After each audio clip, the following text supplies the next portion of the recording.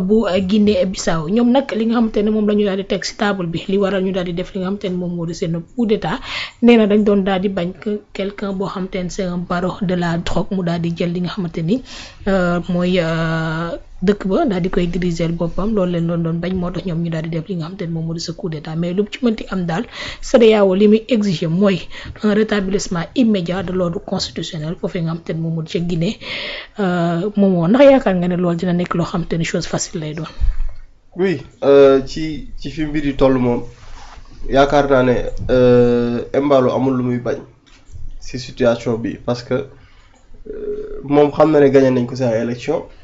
def na ay pexeem mais pexe yi man pour man sax booy teg dil sax dil bi xaw a set tuuti xaw a nice mais ni mu ko defee moom comme ku doon nax ay xale yu am 6 ans wala 7 ans quoi. parce que tey mënuñu yow ñi la waroon ñëpp tey pouvoir boo demee seen loxo la nekk ñi la gënoon a jege coup d'état boo xamante ne ñi ko def ñëpp mooy ñi la gën a jege ñu jël sa ay jege ñaale kii ñu def premier ministre ñee ñu def ay ministre pour man loolu ça peut pas se comprendre donc am loo xamante ne nii bi mu fa jugee ñëw na au Sénégal bi mu ñëwee au Sénégal sunu premier ministre wax ci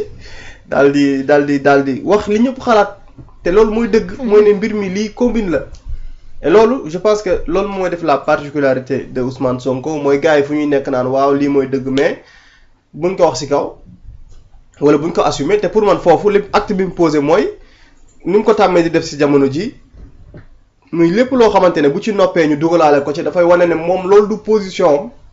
mooy Ousmane Sonko bu ñu wanee ne man sama position mooy lii ab combine la nañu àggali processus électoral ba ëllëg bu leneen xewoon itam dinañ ne ah Ousmane de moom lii jugewul ci moom ndax moom la mu wax leer na. mu ñëw Sénégal bi ci premier ministre waxee xam nga Sénégal ku fi premier ministre tudd ci yenn mbir yi dootoo nekk ci à l'aise ngir toog au Sénégal te avis boobu moom la Sénégalais yu bëri partagé te ci jamono boobu maa ngi koy junj keroog. ci réew mi am na sax ñu pare woon pour wàcc ci mbedd mi pour réclamer à ce que Embalo quitte territoire sénégalais bon xëy na ñoom comprendre nañ yooyu ak su loolu continuer la mu mën a jur mu daal di jóge Sénégal dem Congo Brazza situation bi CEDEAO dem nañu fa président Bassirou Diomaye Faye ak ñeneen ñoo xam ne ñu ngi waroon dem foofu ca Bissau situation bi mooy fii liy dëgg mooy da ngay accepter ni bon CEDEAO nag toll na foo xamante ne dafa war a def benn genre opération de charme parce que dafa perdre totalement sa crédibilité. te occasion bi nekk na benn occasion boo xam ne bu ci amee benn taxawaay bi au moins dina am loo xam ne nag dinañ ne ah CEDEAO de wax dëgg yàlla keroog bi Bissau nangam bi mu fa xewee am na nu mu fa taxawee kon opération bi dama gëm ne ñoom am na fokk ñu jouer ci lu am solo ne serait-ce que pour seen crédibilité mu am luñ ci restaurer waat. mooy situation bi ñun ñëpp comprendre nañ li xew nekk nga président bon d'ailleurs sax sunu waa ji fi nekkoon je sais pas ndax looloo nekkoon ci xel mi bi muy wax naan ay bu ngeen defut ndànk des forces organisées on ne sait jamais en tout cas luy traverser xelu nit ku yor nguur la mooy boo dee ban na koo ñàkk nga ne xaaral ma tayee la ko ñi wala mu xëcc ay nit organiser sama propre coup d'état te nekkut ci cas bii lay soog a amee Embalo xool na gagné nañ ko. suba la élection yi war a génn moom si boppam peut-être xam jot na information que si mercredi bi bu ñu xëyee jeudi mais commission bi bu ñu xëyee la ñuy annoncé mooy gagné nañu Embalo bon mu ne loolu su ma ko bàyyi day yomb créer ab coup d'état boo xam ne dañu jékki-jékki ñu ne woy dégg nañ ay coup de feu fële ca la wër palais présidentiel par la suite mu daal di génn et puis coup d'état bi li tax ma ne dil bi setul mooy au moins sax nga wut keneen ku la gérer communication bi mais yow en personne yaay woote di annoncer nit ñi di wax ak nit ñi naan waaw maa ngi nii fii lañ ma téye xaaral sax ma coupé balaa ñoo nangu sama téléphone bi nit ñi il faut se dire que lii film la léegi nag li tax affaire bi doy waar mooy des gens courageux comme Ousmane Sonko comme le président rwandais Paul Kagame comme ñeneen ak ñeneen en Afrique dañu am le courage génn wax ne wax dëgg yàlla lii tey na xel et que commune lay nduru si loolu CEDEAO nag am na loo xam ne bu gisee opinion bi am lu ñu taxawee ba noppi dafay influencer sa position moom ni mu war a taxawee xëy na bu gars yi nooyaloon bon ci CEDEAO bu njëkk ba du ma wax ñi donte am na même profil yoo xam ne ñoo ngi fa ba tey mais jàpp naa ne am na ci seen biir ñoo xamante ne ni CEDEAO di doxee ak ni ñu ko décrédibiliser naqari na leen et que bëgg nañ CEDEAO gañewaat cette crédibilité entre temps am na soppeeku goo xamante ne am na ci ko jiite ak yooyu te jàpp naa ne mission mooy d'ailleurs bi ñu koy fal loolu lañ doon wax comme discours mooy mission bi nga am mooy mission bu rëy la mooy fexe ba nit ñi accepté waat CEDEAO ba nit ñi joxaat cër CEDEAO nangu ne am na loo xamante ne bu amee ci espace bi moom moo ko war di régler kon situation bii victoire bu mag lay doon ci CEDEAO mais ñu dem gis gars yi ne leen saa lii nii mënut a dem te bu ñu lépp lu mu laaj ci intervention ñu pare pour def ko parce que il faut que njiit yi di respecter li nga xam ne moom mooy seen ay constitution réew il faut que ñuy respecter seen ay peuple mooy Sénégal gis nañu président Macky Sall bi mu taxawee par exemple ne dafay pousse ab élection mais CEDEAO mu waroon jëkk a taxaw ne ko sëñ bi loolu mënut a nekk pëcc yi am yëpp avant pëcc yi di am donte ñoom gaaw nañu si ñaawlu pëcc mais avant muy am lan moo am mooy président bu toog au pouvoir bëgg éterniser wu. CEDEAO bu doon situation yooyu bu amee ñoom ñoo njëkk a taxaw ne ko sëñ bi li nga def du fi mën a nekkee dafay teggi tànkam ci loolu. kon situation bi moom mën na ci charmer waat un peu ñi nga xam ne ñoo nekk ci espace bi pour que mu mën a gagné waat li nga xam ne moom moo di cette légitimité bi mu war a am mooy ni Embalo ku koy wax dëgg ne ko saawaay sa lii ay caaxaan la demal nga dellu ca réew ma ñu àggali processus électoral bi parce que moom mi nga xam ne moom moo jiite commune bi. bu bàyyi loo ñam ko santoon danañ ko bàyyi. mu dellu ca réew ma réglé waat mbir ya ñu àggali processus électoral ba ka nga xam ne moom moo gagné mu leer la ne ñu ëpp ca askano moom lañ àndal ñu dénk ko mu daal di doxal réew mi jàmm ne ñooy li kese la ñu réclamé. donc jàpp naa ne situation bi foofu la toll actuellement le président Bassirou Diomaye Faye jàpp ma ne dina bokk ci ñi nga xamante ne dañuy dem ci mission boo xam ne liy dëgg duñ ci teg seen tànk donte. am na yooyu fi jot a xew par exemple ñoom Sénégal ak yooyu ñu bëri am loo xam ne xalaat nañu ko ci Confidentiel Afrique dafa am yu mu génne ci lu mu tuddee ab ay réunion secrète yoo xam ne mi ngi am mercredi bii weesu ak ay généraux ci projet de confiscation du pouvoir par l'armée maanaam lu ñu préparé mu am réunion boo xamante ne ni def cee am veille proclamation résultat bu scrutin présidentiel et législatif ci situation boobu le président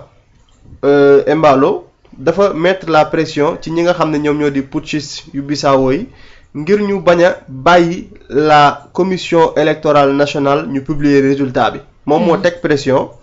ci kaw ñooñu ngir ñu bañ a génne résultat yi ci Brazzaville nga xam ne ni le président Denis Sassou Nguesso moom moo dafa aménager une résidence boo xamante ne nii bi ñu annoncé le samedi 29 novembre 2025 ci Confidentiel Afrique que exfiltré nañu ki nga xam ne moom moo di Embalo fële ca Brazzaville mu am ay mouvement yoo xamante ne am na fii ci Sénégal gis nañu par exemple ni nga xam ne noonu lañ ko accueillir mu daal di voyager d'après Confidentiel Afrique à bord d'un vol spécial de la flotte aérienne Afrijet nga xamante ne Denis Sassou Nguesso moom moo ko jox mu daal di déplacé wu daal di dem foofu ci réew ma ca information exclusive yi nga xam ne Afrique Confidentielle moo ngi koy joxe mu ne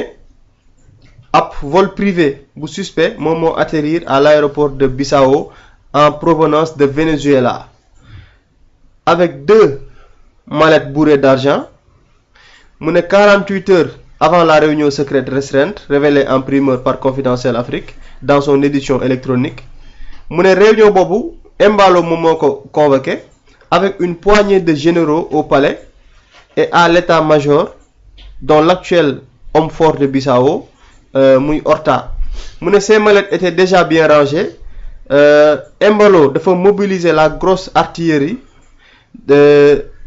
arrosant le premier cercle d'officiers acquis à sa cause. Ils ont reçu chacun respectivement la somme de 300 millions de francs CFA prime de quitus à faire basculer les cours normales du processus électoral qui donnait largement vainqueur le candidat indépendant Fernando Diaz da Costa. Nos sources parlent de 4 milliards de francs CFA, soit 6 millions d'euros, qui ont été acheminés sur Bissau via des émissaires du président Maduro du Venezuela. le président sénégalais Bassirou Diomaye Faye, sur demande du président congolais Denis Sassou Nguesso, a accepté de recevoir à Dakar le colis encombrant de Bissau, sans mesurer tous ces enjeux que représente son exfiltration vers la capitale sénégalaise. La position intransigeante du Premier ministre Ousmane Sonko, comme l'avait rapporté Confidentiel Afrique, a enlevé une grosse épine sous les pieds de l'appareil sécuritaire et diplomatique étatique. Donc, agacé par la tonalité du discours d'Ousmane Sonko, Embalo a demandé à Sassou de le faire exfiltrer d'art de la capitale sénégalaise où il venait à peine de fouler le sol. Donc, loolu itam ay information yoo xamante ne Confidentiel Afrique moom moo ko joxe. Ci information itam ñu daal di xam ne les présidents du Luanda, João Lourenço et de la Turquie ak Recep Tayyip Erdogan n'ont pas voulu décrocher leur téléphone. ñoom bëggul ñoo jël seen appel ci mbir moom nga xam ne jot na xew. Idem pour l'ambassadeur bissau-guinéen au Sénégal qui voulait s'entretenir avec lui après plusieurs heures d'attente devant la résidence du président déchu Embalo est rentré au finish bredouille sans le voir. Pression sur les putschistes et pagaille au palais de Brazzaville. Oumaro Sissoko Embalo dafa multiplier en coulisses ay manœuvres si information yooyee que moom Embalo dafa doon woote durant toute la journée du lundi 1er décembre le président de la commission électorale nationale. Embalo l'a appelé à plusieurs reprises. Ce dernier a refusé de prendre au téléphone, renseigne une source autorisée. Les militaires lourdement armés ont débarqué chez le président de la commission nationale électorale, Pabi Kabi, qui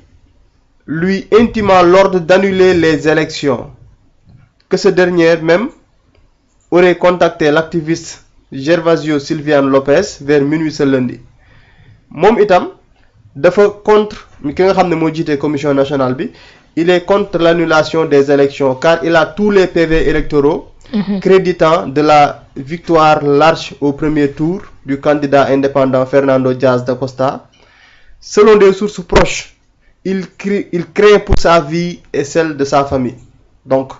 mu nekk des informations yoo xamante ne nii Afrique Confidentiel Afrique moom moo ko joxe muy wane contour li nga xam ne noonu la ñu organiser mbir mi. Tudd nañ ci waxu xaalis boo xam ne indi nañ ko fa séddale ko ay nit ngir ñu def li nga xam ne ni moom loolu la bëgg ngir yooyu la résultat ñu bañ ko joxe. Donc lii pour régler ko c'est simple li Ousmane Sonko wax kese la mooy nañu continuer amul du ma ne sax continuer processus électoral nañu dem ne sëñ bi kii a gagné ñu jël kooku installé ñu noppalu kii a gagné résultat yi wane na loolu te nañu sécuriser kooku di wax noonu le président de la commission boobu nga xam ne moom jàpp na ne bakkanam mu ngi ci xottu gerte nañu ko protéger ba dara du ko dal ñu génne résultat yi ki nga xamante ne moom moo gagné te ñun ñëpp ñu xam ko ñu bokk mu diriger réew ma jàmm nañ ñooy leneen lu fa waay jëm lu dul lool nag lu fa xew yaataal réew ma. mu ngi noonu Alaaji Rawaan yow it nan nga gisee réintervention de la CEDEAO ak li nga xam te ne ñu koy demandé ndax dina nekk comme ni mu ko laajee woon na moom moo loo xam te ne lu yomb la.